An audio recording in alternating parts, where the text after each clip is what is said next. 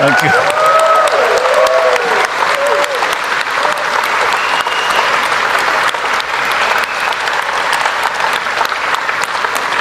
Thank you. Thank you very much. Allow me to greet Vice President Sara Zimmerman Duterte, the former presidents, our former presidents, President Joseph Ejercito Estrada and President Gloria Macapagal Arroyo, Senate President Juan Miguel Zubiri, and the honorable members of the Senate, House Speaker Ferdinand Martin Romualdez, and the honorable members of the House of Representatives, Chief Justice Alexander Gismundo, and the honorable justices of the Supreme Court, His Excellency, Most Reverend Charles John Brown, and the esteemed members of the Diplomatic Corps, Executive Secretary Lucas Bersamin and the members of the Cabinet, First Lady Luis Araneta Marcos,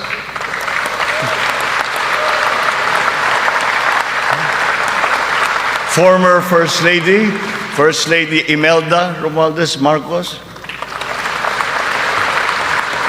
other distinguished guests, mga minamahal kong kababayan, ladies and gentlemen, magandang hapon po sa inyong lahat. 1 year ago today, I stood here before you, setting forth the plans that we have to improve our economy, bring jobs to our people, improve the ease of doing business, recalibrate our educational system to adapt to the new economy, lower and rationalize energy costs, boost agricultural production, enhance healthcare, and continue social programs for the poor and the vulnerable.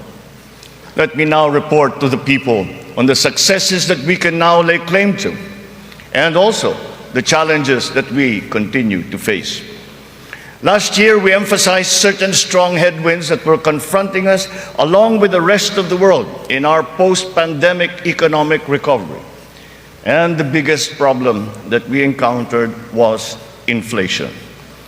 Maraming kaganapan sa mundo ang nakapagpagulos sa maayos na takbo ng pandaigdigang merkado.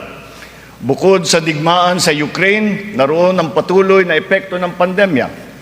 Pinalala pa ito ng pagbabawas ng produksyon ng mga bansang pinagkukuhanan natin ng langis. Nang tumaas ang presyo nito, nagsumura na rin ang presyo ng iba't ibang bilihin, ang gasolina, ang kuryente at ang pagkain. Ramdam sa buong daigdig, pati na sa Pilipinas, ang naging pagtaas ng mga presyo ng bilihin noong mga nakalipas na buwan. Sinuri nating mabuti ang sitwasyon. Sa tulong ng ating mga ekonomista, nakapagbalangkas tayo ng mga polisiya na magsisilbing pundasyon ng ating ekonomiya sa mga susunod na taon. Ito ay nakasaad sa ating medium-term fiscal framework na sinuportahan ninyo sa Kongreso. Kasabay nito ang paglulunsad ng mga estratehiya na mapalakas sa kakayahan ang ating mga kababayan at mga sektor ng ating ekonomiya. Nakakita po tayo ng magagandang resulta. While the global prospects were bleak, our economy posted a 7.6% growth in 2022, our highest growth rate in 46 years.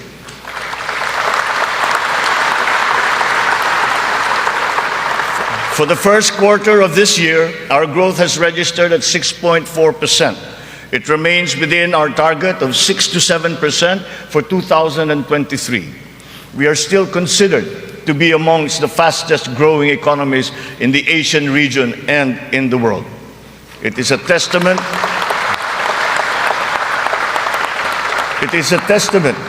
to our strong macroeconomic fundamentals. Our financial system, the nerve center of our economy, remains strong and stable. Banks, the transmission arms of our monetary policy, have strong capital and liquidity positions.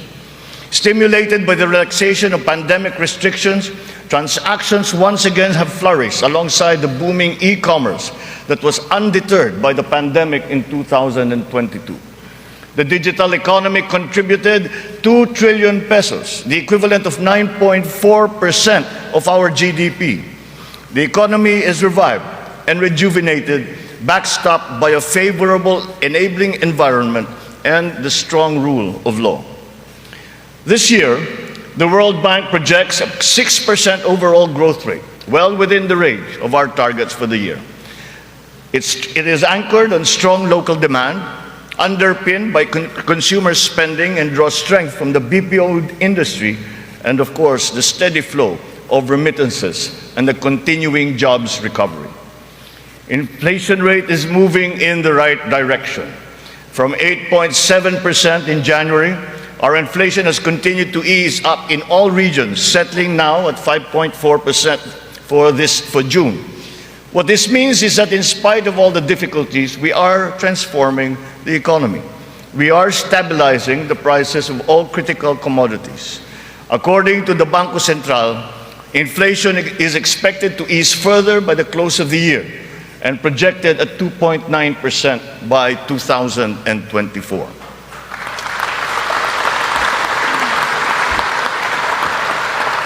On matters of the economy, there are many things over which we have no control. But over those where we do have control, we are doing everything we can.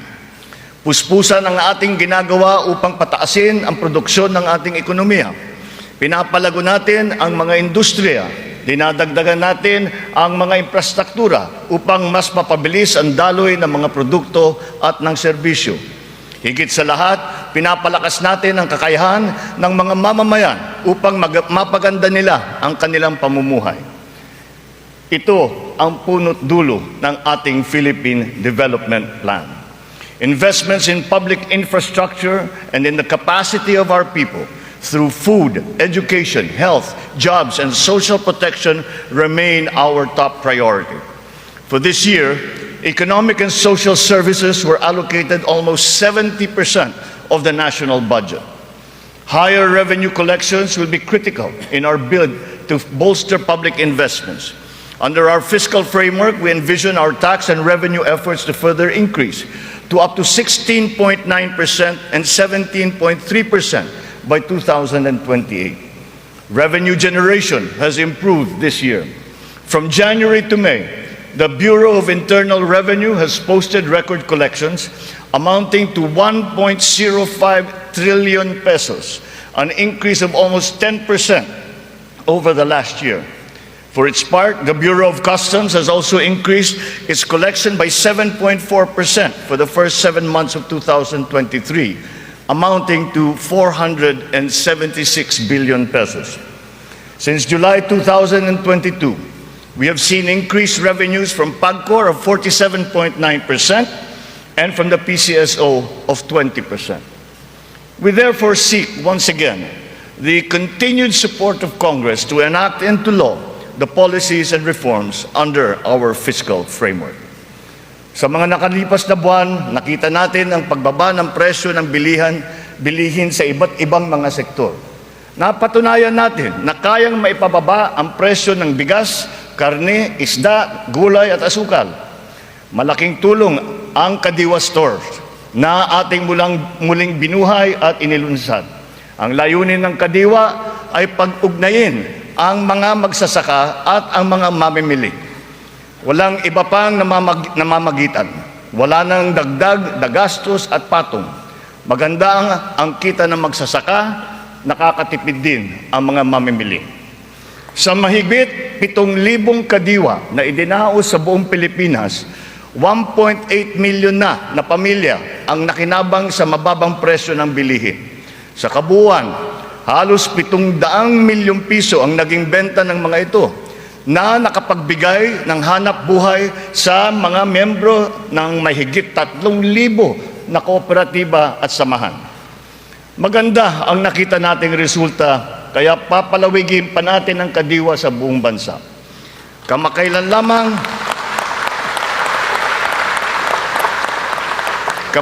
lamang ay nagsanib puwersa na ang mga ahensya ng pamahalaan upang lalo pang patibayin ang Kadiwa. Katuwang natin dito ang buong sektor ng agrikultura at ang lokal na pamahalaan. Our aim is to boost our local agricultural production through consolidation, modernization, mechanization, and improvement of value chains, augmented by timely and calibrated importation as needed.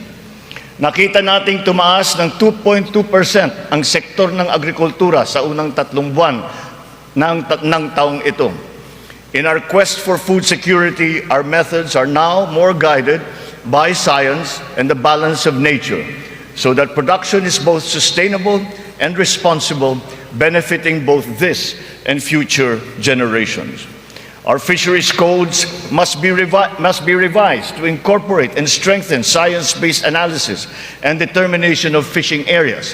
This approach will protect both the interests of our fisherfolk and our fisheries and aquatic resources. To this end, we will seek the support of Congress to amend the code to guarantee sustainable development of our fisheries sector in harmony with environmental balance.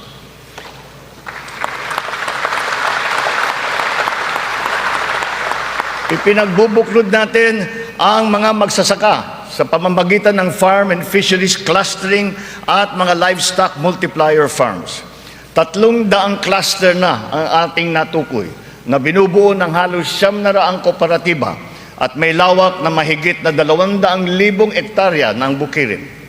Upang mas mapabilis at mas mapadali ang pagbuo ng kooperatiba, kakailanganin natin ang suporta ng Kongreso na maamyendahan ang Cooperative Code. Sa pamamagitan nito, unti-unting lalakas ang kanilang produksyon at puwersa sa merkado. Totoo ang kasabihan, mas malapas basta't sama-sama.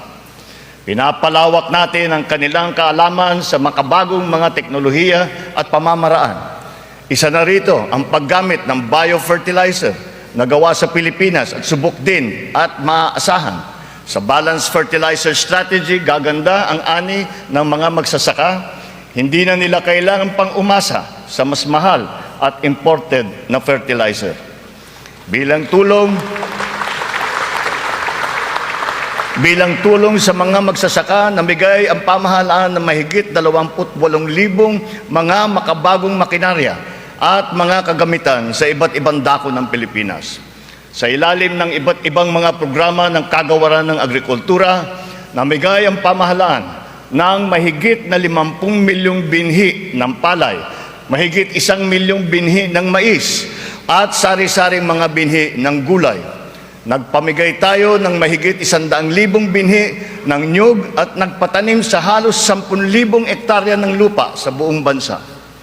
Lahat ng mga binhing ito ay makabago, hybrid, at mataas ang kalidad. Sa naging pagtaas ng presyo ng gasolina at pataba, nagdala ng kaunting ginhawa ang mga fuel at fertilizer discount vouchers na ating pinamigay sa mga nahihirapang magsasaka. Ang mga natanggap nating donasyon na pataba mula sa China, pinimigay na natin kaagad sa kanila. Isa sa mga dahilan ng pagtaas ng presyo ay ang mga smuggler, mga hoarder at mga nagmamanipula ng presyo ng produktong agrikultural. Hinahabol at ihaabla natin sila.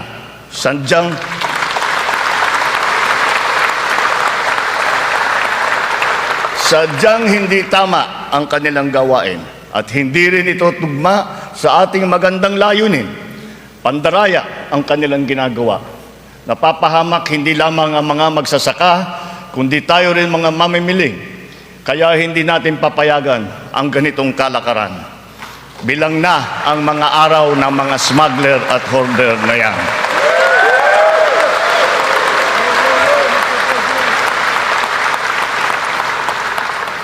Mahalaga ang infrastruktura para masuportahan ang may 14 milyong hektarya ng sakahan. Inayos natin ang geo-agri-map ng mga farm-to-market roads ng buong bansa upang maidugtong mabuti ang mga sakahan sa mga pamilihan. Alinsunod dito, karagdagang 600 kilometro ng mga FMR ang ating nilatag sa iba't ibang panig ng bansa. Binigyan din natin ng patubig ang mahigit na 49,000 hektarya ng bukirin sa buong Pilipinas. Nagpagawa tayo ng halos 4,000 mga karagdagang fabrication lab, production at cold storage facility na magagamit ng lahat. Sa tulong ng Kongreso, nakapagpatayo tayo ng 24 na multi-species hatcheries upang maparami ang produksyon ng mga isda. Nakabantay tayo sa anumang banta ng mga sakit at peste na maaring dumapo sa mga pananim at alagang hayop. Malapit na tayong magkaroon ng mga epektibong gamot at bakuna labang sa mga ito. Samantala, pinapalakas natin ang biosecurity levels ng mga alagang hayop bilang panlaban sa sakit. Tayo rin ay naghahanda sa El Nino na nagbabadyang tumama sa mga darating na buwan. Nagsimula na tayong maghanda at ang mga buffer stock at ang mga kagamitang patubig ay hinahanda na. Kung kinakailangan, magsasagawa pa tayo ng cloud seeding upang makapagdala ng ulan. Kasabay ng lahat na ito, hinihimok din natin ang ating sambayanan na magtipid ng tubig para sa malawakang paghanda sa banta ng tagtuyot.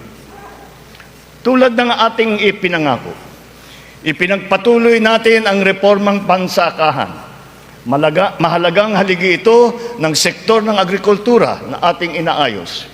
Nitong nakalipas na taon, mahigit 70,000 titulo ng lupa ang ginawad sa mga benepisyaryo ng reformang agraryo.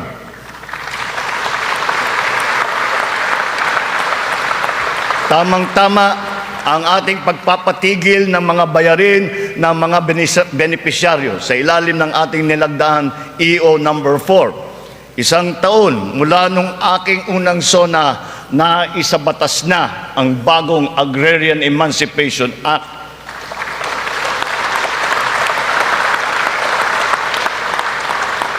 Dahil dito, ang 57 billion piso ng utang na pinapasan ng mahigit 600,000 benepisyaryo ay tuluyan ng nabura.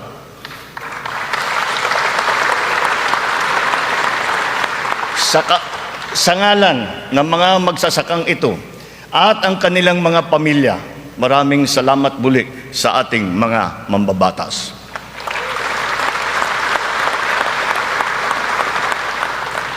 Ang tubig ay kasing halaga rin ng pagkain. Kailangan natin tiyakin na may sapat at malinis na tubig para sa lahat at sa mga susunod na salinlahi. Kasama na rito ang tubig na ginagamit natin para sa sakahan. Considering its fundamental importance, water security deserves a special focus. Our efforts must not be scattershot, but rather cohesive, centralized, and systematic. So given that urgency, we have created the Water Resources Management Office to specifically handle the delicate job involving this most precious resource. Nakikipag-ugnayan tayo sa Kongreso upang maipasa ang batas para sa pagbuo ng isang Department of Water Resource Management.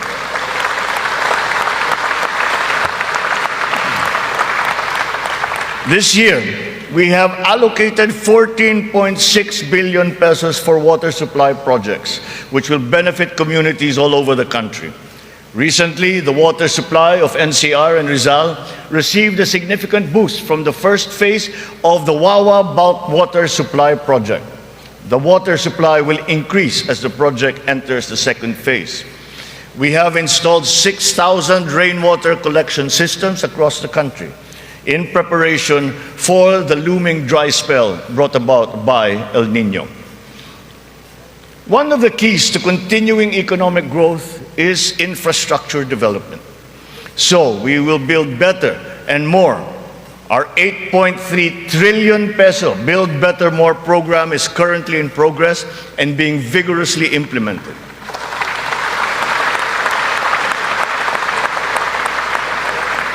Ang buong bansa ay makikinabang sa 174 na proyekto sa ilalim ng programang ito. Hindi lamang natin pinapagpatuloy ang mga nasimulan ng mga proyekto, lalo pa natin pinapalawak. Kaya naman, ang 123 proyekto dito sa Build Better More program ay bago. The flagship projects cover investments in the areas of physical connectivity, water resources, agriculture, health, digital connectivity, and energy. Physical connectivity infrastructure, such as roads and bridges, seaports, airports, mass transport, account for 83% of this program. Our infrastructure spending will stay at 5 to 6% of our GDP.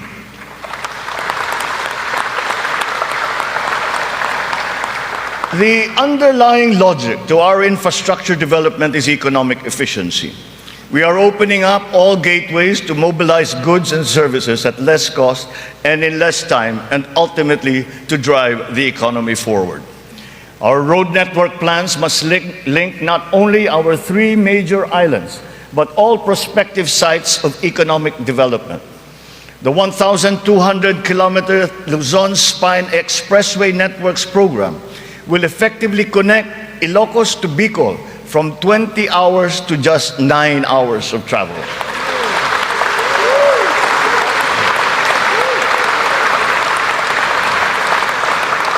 Under the Mega Bridge program, 12 bridges totaling 90 kilometers will be constructed, connecting islands and areas separated by waters. The program notably includes the Bataan-Cavite Interlink Bridge and the Panay-Guimaras-Negros Island Bridges, each spanning 32 kilometers, and also the Samal Island Davao City Connector Bridge.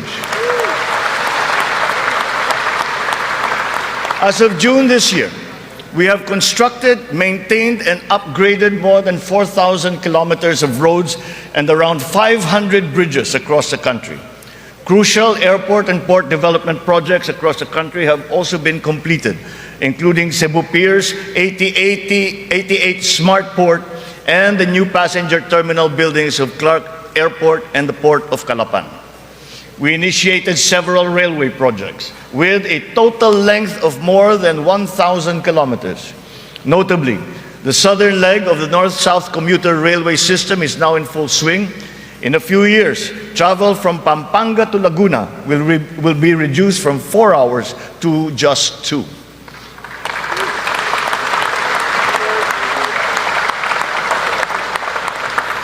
Intermodal connectivity will also be a primary consideration. Roads, bridges, and mass transport systems will be interconnected. This network will provide access and passage to vital and bustling economic markets, such as agriculture hubs, tourism sites, and key business districts. For strategic financing, some of the nation's high-priority projects can now look to the newly established Maharlika Investment Fund without the added debt burden. In pooling a small fraction of the considerable but underutilized government funds, the funds shall be used to make high-impact and profitable investments, such as the Build Better More program. The gains from the fund shall be reinvested into the country's economic well-being. To ensure sound financial management, a group of internationally recognized economic managers shall oversee the operations of the fund, guided by the principles of transparency and accountability. This guarantees that investment decisions will be based on financial considerations alone, absent any political influence.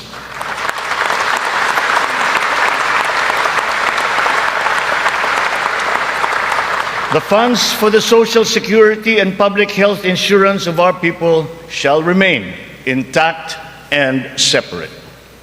Owing to favorable market conditions, the price of crude oil has stabilized. Since last year, gasoline and diesel prices have gone down by 18% to 29% respectively. We have built 8 new additional power plants. This brings to 17 the total number of power generation facilities that have been switched on across the country since last year, substantially increasing our energy production by 1,174 megawatts. Alongside power generation, we are also as relentless in pursuing total electrification. Since my assumption into office, almost 500,000 homes have been given access to electricity. We will spare no effort to achieve full household electrification by the end of my term. 100% is within our reach. When it comes to energy, renewable energy is the way forward. We are aggressively promoting renewables so that it provides a 35% share in the power mix by 2030, and then on to 50% by 2040. To accelerate the realization of this green energy goal, we have opened renewable energy projects to foreign investments. Since last year, an additional 126 renewable energy contracts with a potential capacity of 31,000 megawatts have been awarded. To date, we have over 1,000 active projects spread all over the country. 299 of these are solar, 187 are wind, 436 are hydroelectric, 58 biomass, 36 geothermal, and 9 are ocean-powered. The Malampaya project has been a boon to our country, energizing 20% of Luzon. The renewal of the contract guarantees continued revenues and energy production for another 15 years. But aside from Malampaya, we will also push for more gas exploration in other parts of the country. The national government has also partnered with the BARM in regard to energy exploration and development, and also its utilization within its territorial jurisdiction. We therefore expect to see renewed investor interest in its promising sites. We finally have a unified national grid with the interconnection of the Luzon, Visayas, and Mindanao grids.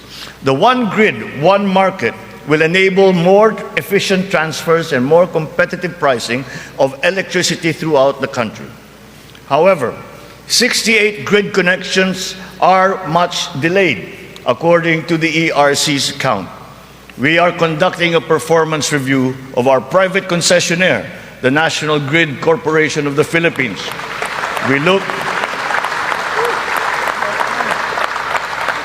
look to NGCP to complete all of its deliverables, starting with the vital Mindanao, Visayas, and Cebu Negros Panay interconnections. Habang pinapabuti natin ang lagay ng ekonomiya, pinapalakas din natin ang kakayahan ng Pilipino. Ito ay sa pamamagitan ng mahalagang armas ng edukasyon, magandang kalusugan at trabaho. Malaking bahagi ng pondo ng pamahalaan ay inilaan para sa mga ito. Sa ating pagtahak sa kaunlaran, walang mamamayang Pilipino ang maiiwanan. Para sa atin, ang bawat buhay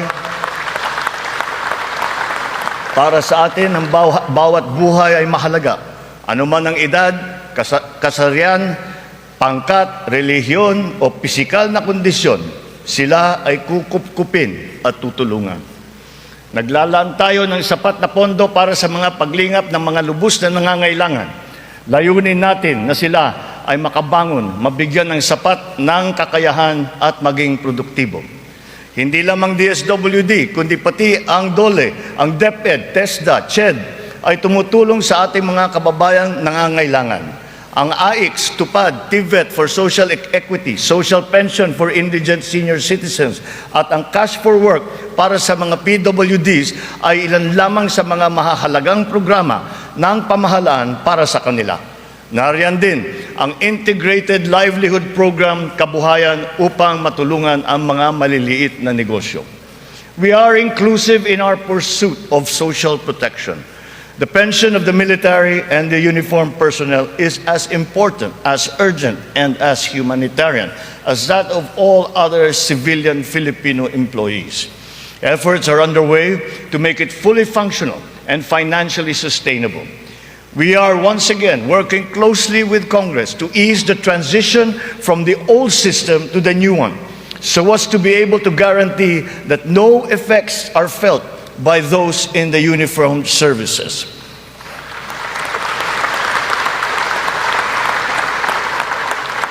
Nagsisimula ang lahat sa edukasyon. Ito ay para palakasin ang isip at kakayahan ng bawat Pilipino. Ang ating butihing Vice Presidente, na kalihim din ng kagawaran ng edukasyon, ay tumutulong upang tiyakin na ang bawat batang Pilipino ay mabibigyan ng nararapat at kalidad na edukasyon.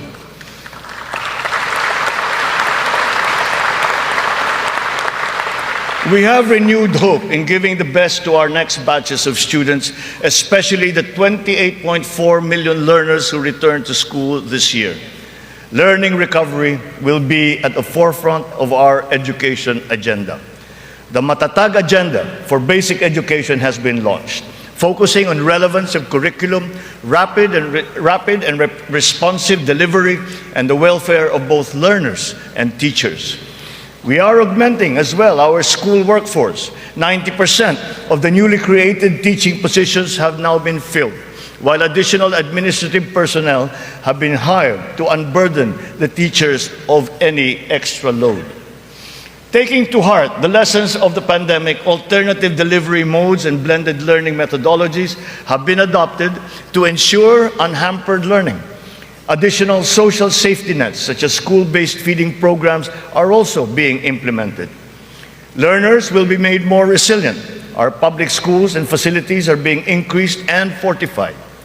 The shortage of classrooms and facilities is being addressed. Aside from new construction, schools and facilities are being retrofitted to become ready for the future, ready for hybrid and high-tech learning, and also climate-ready and disaster-proof.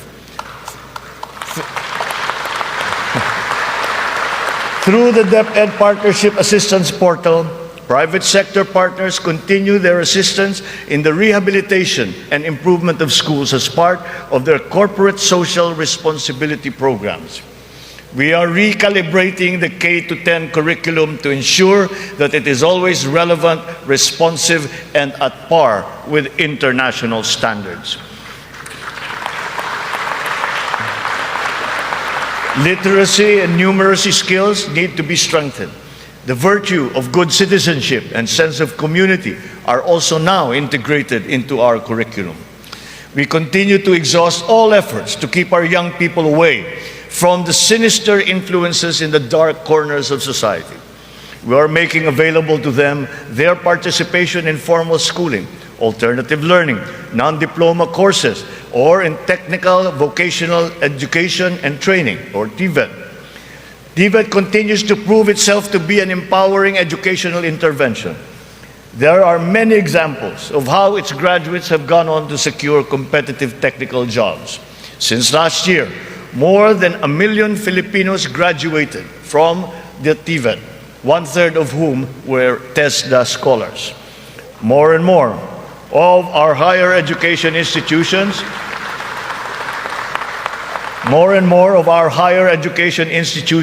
have reached world-class status. This year, 52 Philippine HEIs have been included in the World Universities rankings compared to just 15 last year. We will not let a student's financial constraints be an hindrance to his or her education. We have activated social safety nets, such as skills development training and youth employment programs. Tertiary education in state universities and colleges will remain free for our qualified students.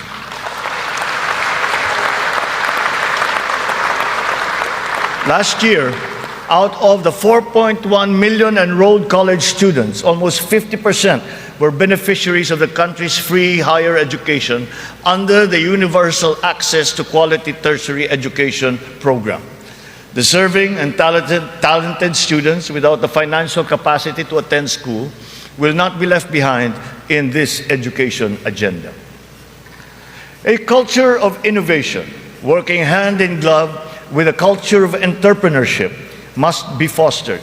This is Philippinovation. Science and technology, especially R&D, will be at its foundation. The DOST leads the development of our capabilities in science, technology, and innovation. Science and technology-related scholarships are made available for the talented and technically gifted students from high school all the way to graduate school. To address the challenge of staying at the cutting edge of technology, 44 renowned Filipino scientists in diverse areas of expertise have returned home under the Balik Scientist program. They will undertake research in various priority fields and will be supported by upgraded facilities and R&D funding.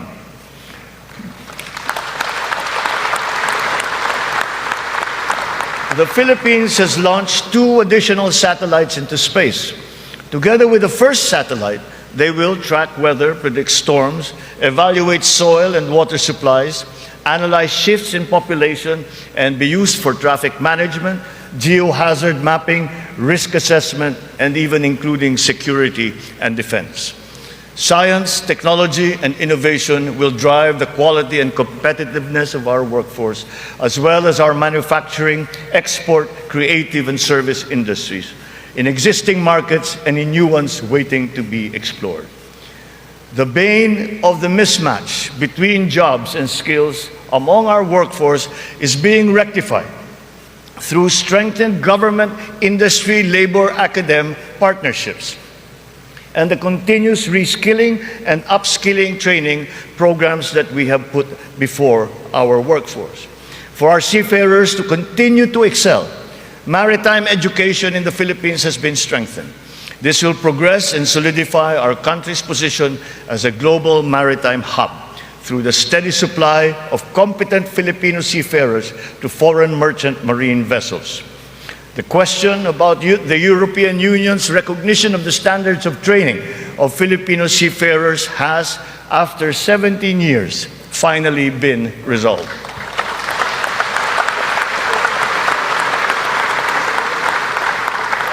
This development now effectively maintains the Filipino seafarers' distinct competitive advantage in the global shipping labor market. To address the current shortage of healthcare professionals in our country and to help us achieve our goal of universal healthcare, we are greatly expanding our medical and nursing education programs. We will push the envelope even further. We are helping nursing graduates hurdle their board exams so that they will obtain their licenses and join our pool of healthcare professionals. Ang kalusugan ang ikalawang armas para sa lakas ng pangangatawan ng bawat Pilipino. Isinusulong natin muli ang kalusugan ng Pilipino. We are now refocusing our health priorities, applying the lessons learned from the pandemic and addressing the weaknesses that it has exposed. Healthier communities and lifestyles are our advocacy. We have launched convergent programs to address hunger and nutrition-related issues amongst our people, especially the children, like stunting and wasting. Last week, we introduced the pilot food stamp program, which seeks to supply the nutrition needs of the 1 million most food-poor Filipinos. The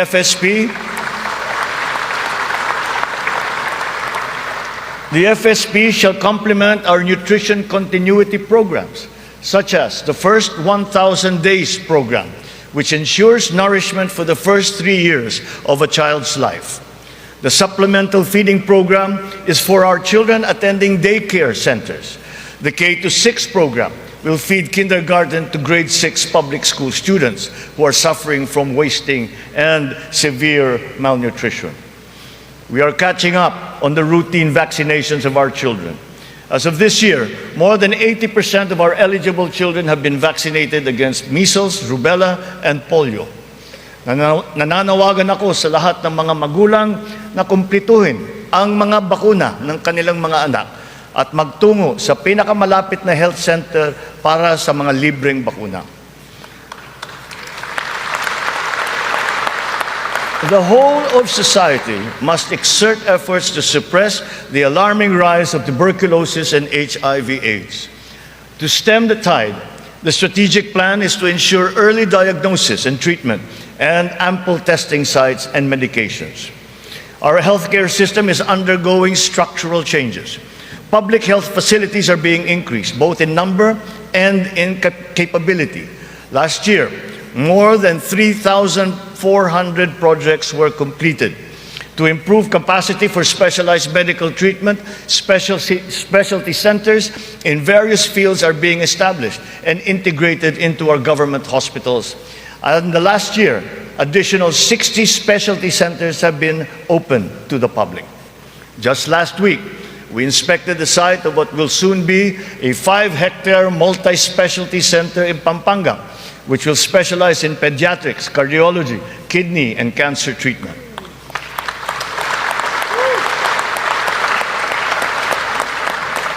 We are working for a more direct, efficient delivery of services through integrated primary care providers and networks in partnerships with the LGUs and our partners in the private sector. These shall, of course, be supported by what is now a better and more efficient PhilHealth. Ang presyo ng mga mahalaga at pangunahing gamot ay bumaba ng humigit kumulang ng 40%. Mayroon ding iba na bumaba na hanggang 70%. Aside from the maximum retail price regulation being implemented, strategic VAT exemptions also lowered the prices of 59 essential medications such as those for cancer, diabetes, hypertension, kidney disease, and mental illness. Palapit na tayo.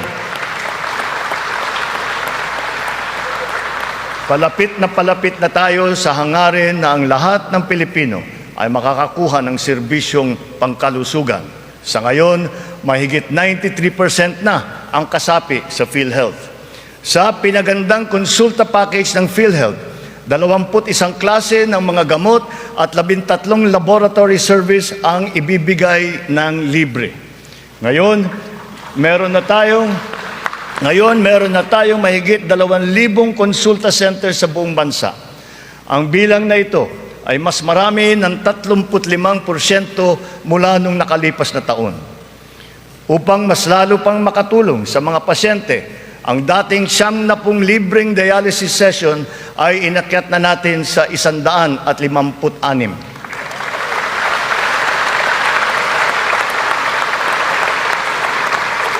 Mga kababayan, libre na po ngayon ang dialysis para sa karamihan ng Pilipino.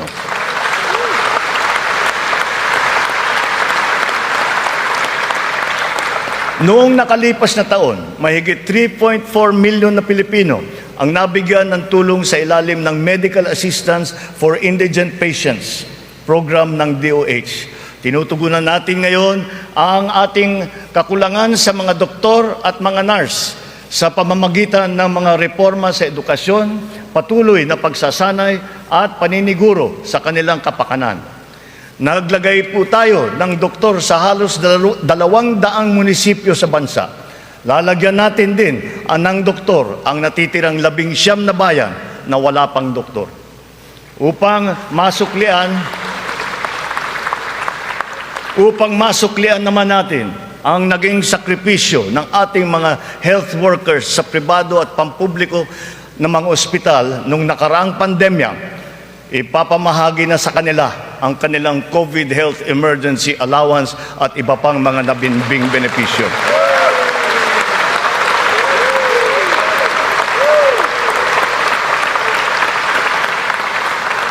Kasabay ng pangangalaga natin sa edukasyon at kalusugan ng ating mamamayan, tinitiyak din natin na may sapat at magandang hanap buhay sa loob at maging sa labas ng bansa.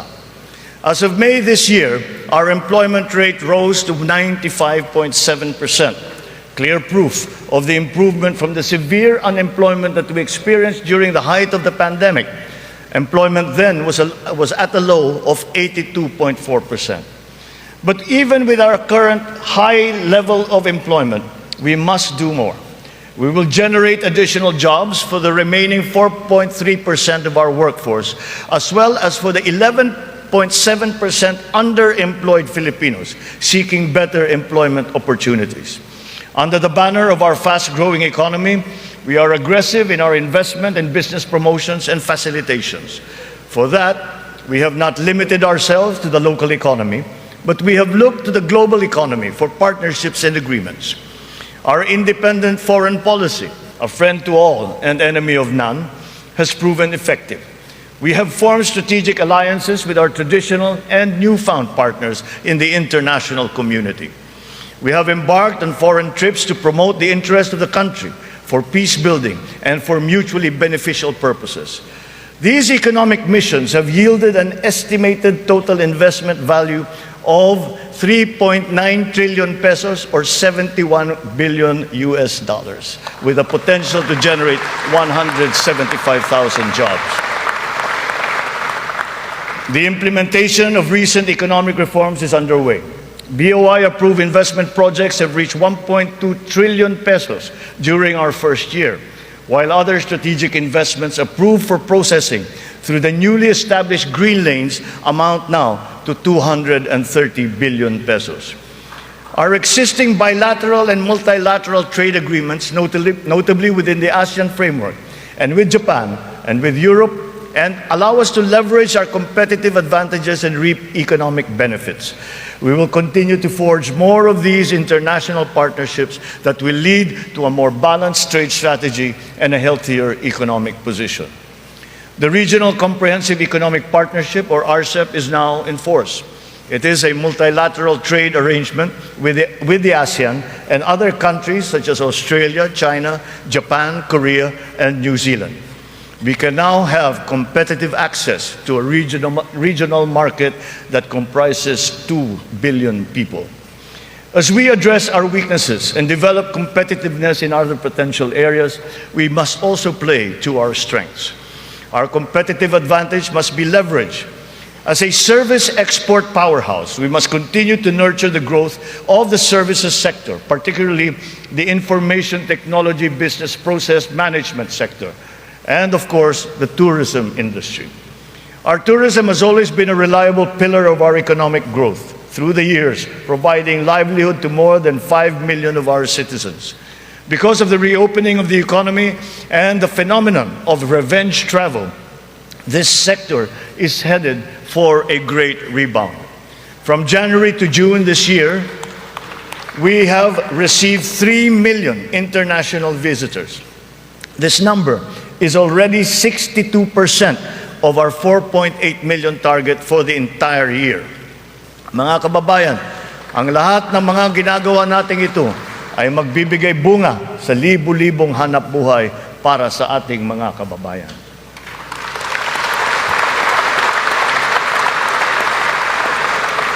To create these investment opportunities, we must ensure that an enabling business environment is in place, that there is peace and order, and that the rule of law governs.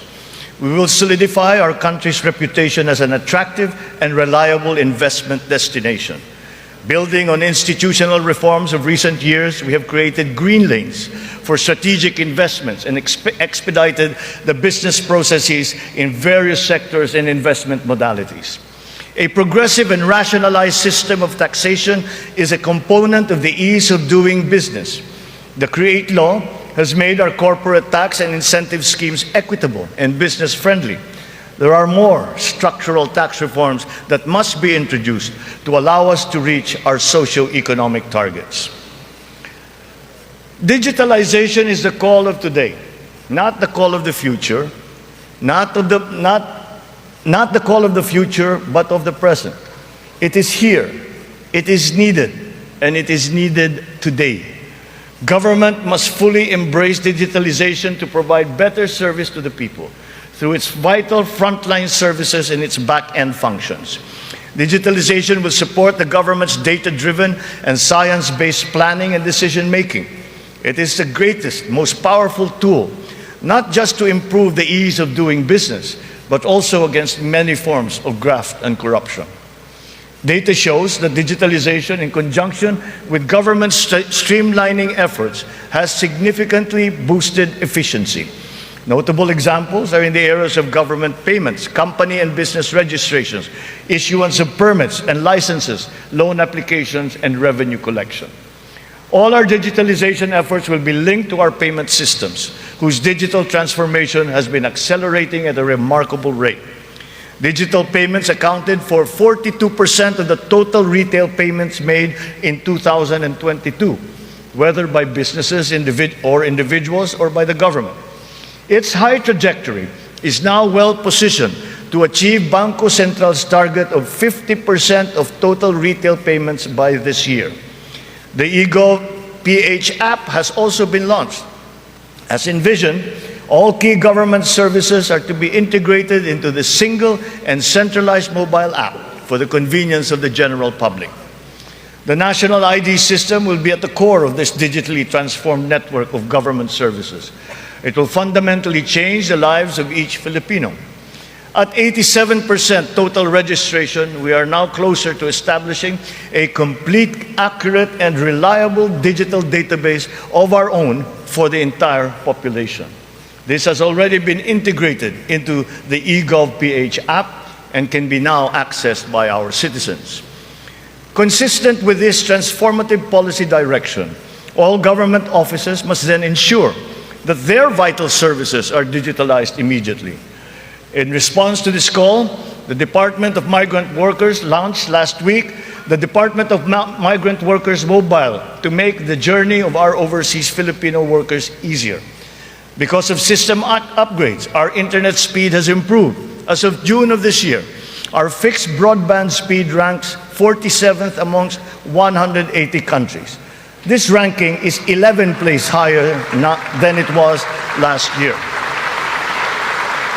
Our mobile internet speed is now ranked at 83 out of 142 countries, which is 8 places higher than it was last year. There will be more improvements as our internet infrastructure undergoes further upgrades. Early this year, Starlink went live in the Philippines, now providing high-speed satellite broadband connectivity. Our national fiber backbone and broadband ng MASA projects will also deliver high connectivity and high-speed internet. We are prioritizing geographically isolated and disadvantaged areas. The DICT has been directed to consolidate all these digitalized government services into the eGov.ph app, to establish the National Government Portal and the Philippine Business Data Bank to improve the internet speed in our country. With our e-commerce roadmap firmly in place, we are poised to take this digitalization drive further and beyond, utilizing e-commerce to take full advantage of new technologies. The first bill that I signed into law was the SIM Registration Act, because we are mindful of the risks and vulnerabilities that can lead to negative consequences. Digital users and consumers shall be protected from identity theft, phishing, other online scams through essential systems and safeguards, such as cybersecurity, data privacy, consumer complaint mechanisms, and financial literacy campaigns. The trainings necessary to ease the transition of those whose jobs would be affected by the shift to digitalization are also now being included in the curricula and programs offered by TESDA, DICT, and other agencies of government. It is our wish that one day foreign employment will be driven by choice, not by necessity. It remains a noble calling that our OFWs have answered, requiring great sacrifice from them, their families, and their communities. We are engaging with our partners in the international community to ensure a safe working environment for our countrymen. And as we do so, we are also putting in place responsive mechanisms for the social welfare, repatriation, and reintegration of our returning OFWs into the Philippine economy.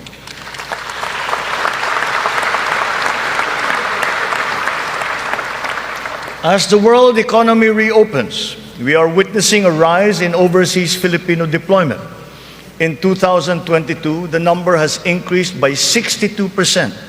OFWs continue to send in historically high remittances, solidifying their role in our transformative economic growth. In 2022, our OFWs contributed $32.5 billion, or roughly 1.8 trillion pesos, to our economy. Several countries have also signified interest to explore bilateral labor cooperation with the Philippines in the areas of healthcare, tourism, hospitality, engineering, construction, and information technology. Recently, we signed agreements with Singapore, Austria, and the province of Alberta in Canada. Our priority is to ensure that the principles of ethical recruitment, fair employment, and the safe and orderly migration of our people are embodied in our agreements with other countries.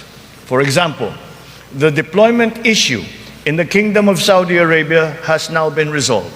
And as of today, 70,000 of our OFWs have already been deployed to Saudi Arabia for employment.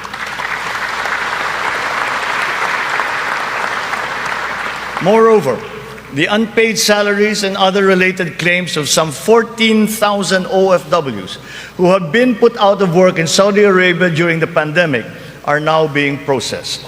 The Crown Prince of the Kingdom of Saudi Arabia himself personally committed to me that the unpaid claims of Filipino workers would now be paid.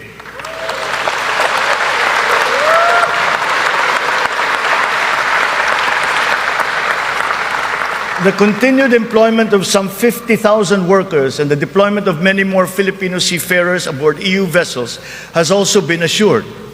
The lesson for us is that our education and skills training must always be attuned to the high, exacting, and constantly evolving global standards. Sa pagsusumikap ng mga mamamayan, walang hindi kakayanin.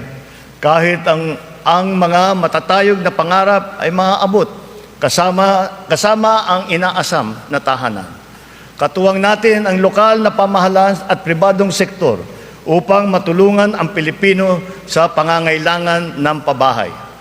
Patuloy ang serbisyo ng Pag-ibig Fund upang makatulong sa kanyang 15 milyong membro para makabili ng bahay. Sa nakarang taon, mahigit 100,000 ang kumuha ng housing loan sa Pag-ibig na nagkakahalaga ng 117 billion na piso. Ito ang pinakamataas ng bilang sa buong kasaysayan ng Pag-ibig.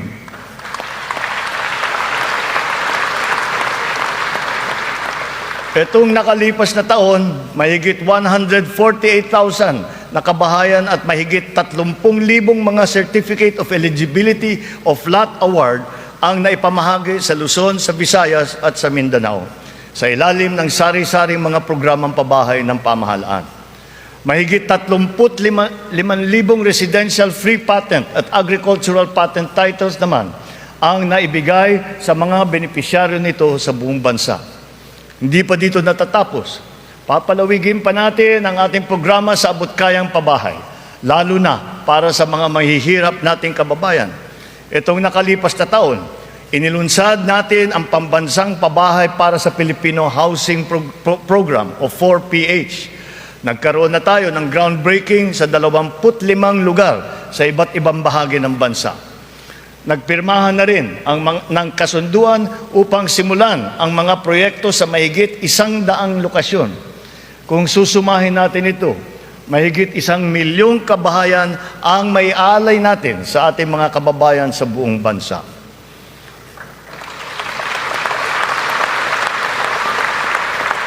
The building blocks of progressive, livable, and sustainable communities will never be complete without appropriate and responsible action to mitigate and to adapt to the effects of climate change.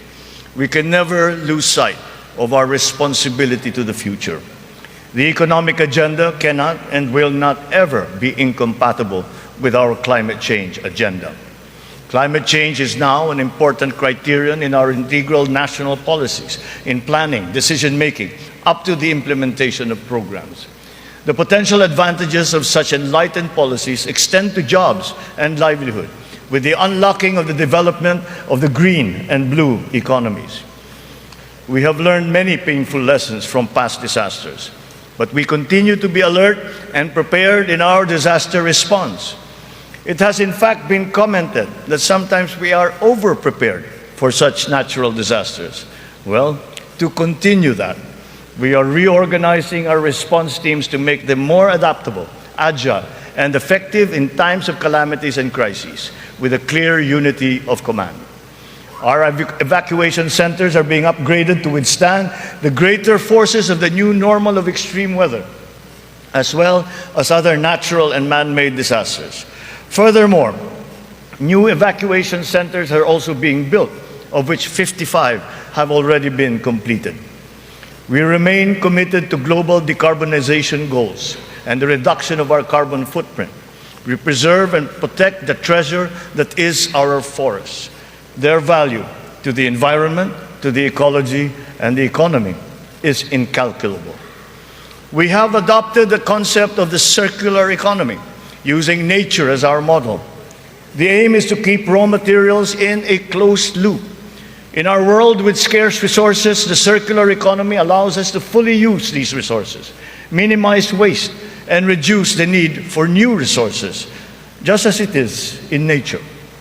Just like our climate change action, this new system requires the participation of all sectors of society, up to each individual citizen, for it to succeed. Only a whole of government and whole of society approach will enable us to do all of these. It is necessary to apply all the resources that are at hand if we are to progress as quickly as we need to. Collaboration is the key between and among government offices, and between government and the private sector, between industries and the academe, between government and international partners, and most importantly, collaboration between and among our populace. Kakailanganin natin ang tulong at kakayahan ng buong pamahalaan at ng buong bansa. And so, we shall do the same for the next 5 years. We seek not only to become more effective, but more, to become truly transformative. This approach will be operationalized through the interagency cooperations, as well as through coordinated efforts between and among the 3 branches of government and the independent constitutional bodies. We have organized private sector advisory councils and national local mechanisms to establish the needed linkages. Once again, on this same principle, I urge the government to enact a new government procurement law and a new government auditing code.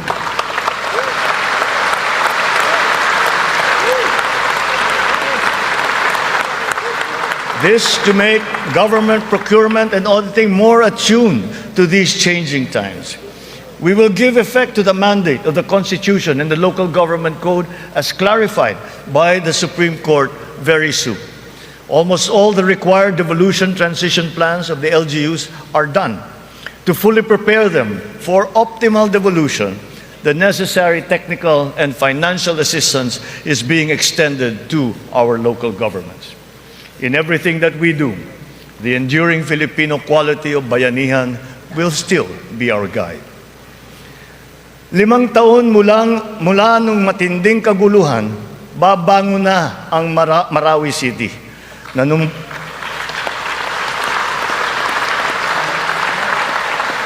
Nanunumbalik na ang sigla sa pamayanan, maraming proyekto ang nakumpleto at mga infrastrukturang naitatayo.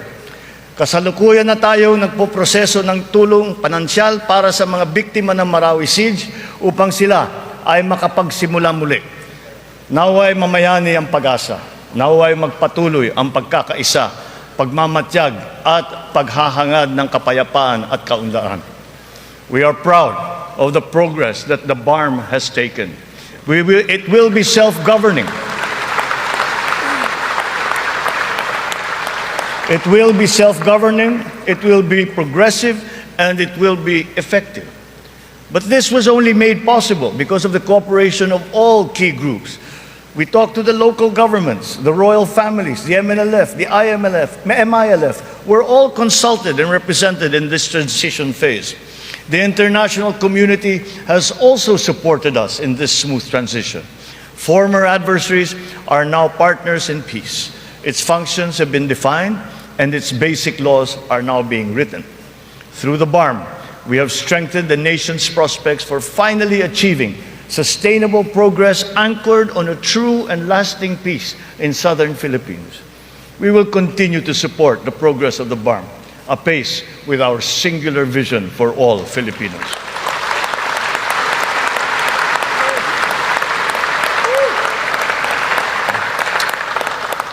A strong and stable rule of law will strengthen the foundation of our transformation. Our police and armed forces are being strengthened and modernized to be more effective in maintaining peace and order and in defending our sovereignty. We fully support the judiciary's efforts to improve the justice system and to protect constitutional rights. The campaign against illegal drugs continues, but it has taken on a new face.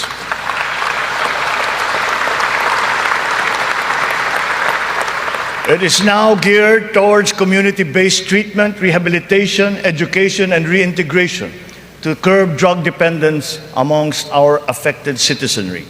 Last year, we launched the Buhay Ingatan, Droga'y Ayawan, or BIDA program, and established an additional 102 Balay Silangan Reformation Centers nationwide. We will relentlessly continue our fight against drug syndicates, shutting down their illegal activities,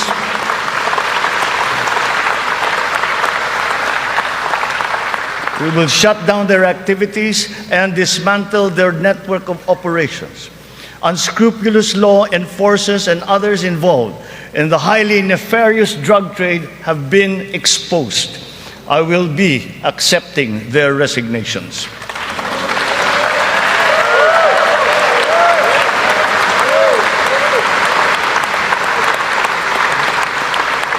In their stead, we will install individuals with unquestionable integrity who will be effective and trustworthy in handling the task of eliminating this dreaded and corrosive social curse. We cannot tolerate corruption or incompetence in government.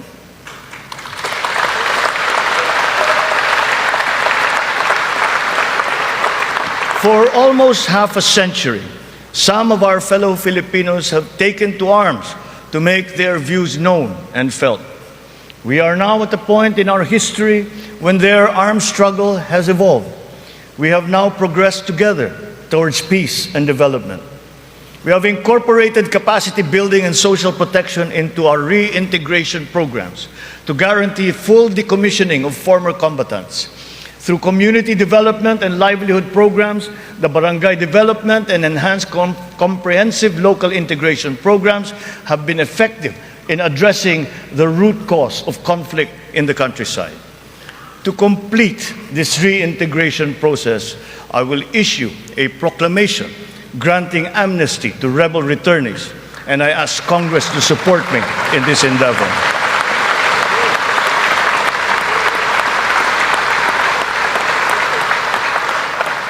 Our journey to progress requires not only unity and social cohesion amongst our people. It is also imperative that our nation remains intact and inviolable, our sovereignty preserved. We will protect our sovereign rights and preserve our territorial integrity in defense of a rules-based international order.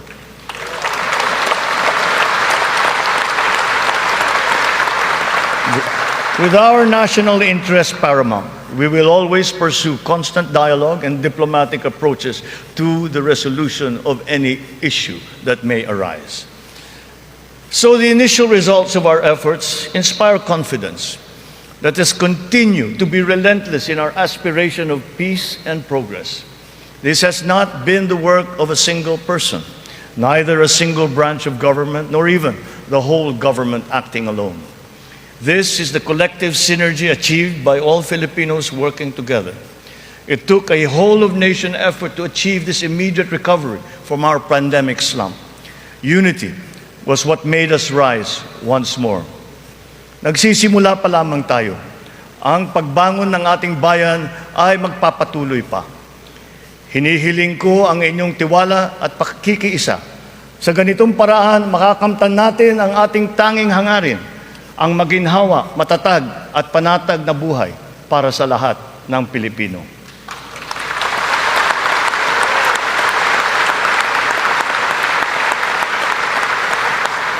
Makikipagtulungan tayo ng mabuti sa Kongreso para sa mga mahahalagang batas na kinakailangan para sa ating tuloy-tuloy na pag-ahon.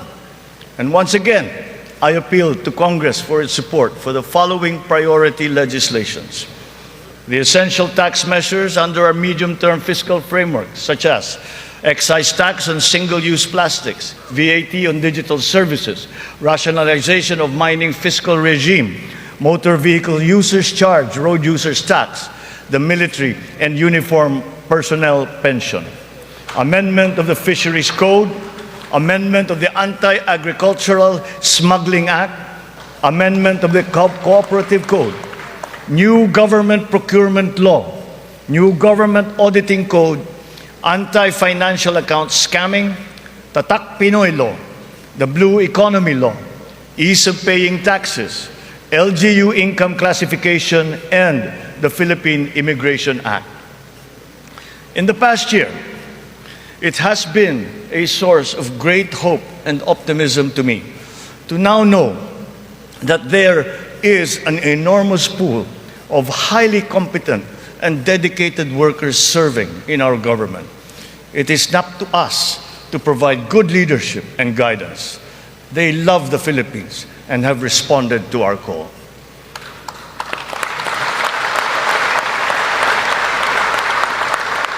I have stated before that my confidence in our future was grounded in our world-class quality workforce, be they the farmers in the field, corporate giants, government officials, school teachers, health workers, or employees.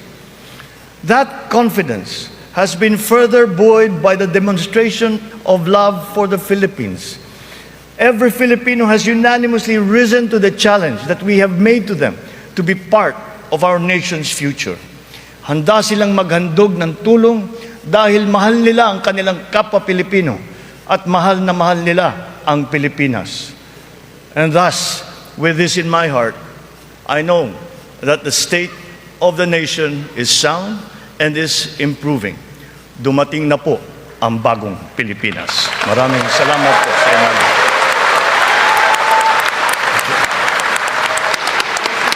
Yes.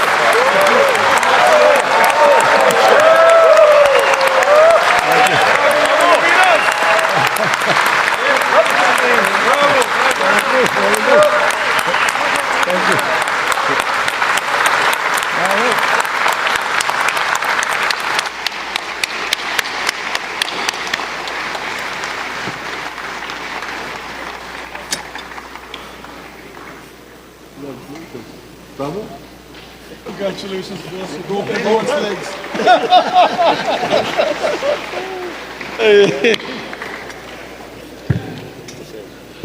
On the part of the Senate, the joint session is adjourned. On the part of the House of Representatives, the joint session is adjourned.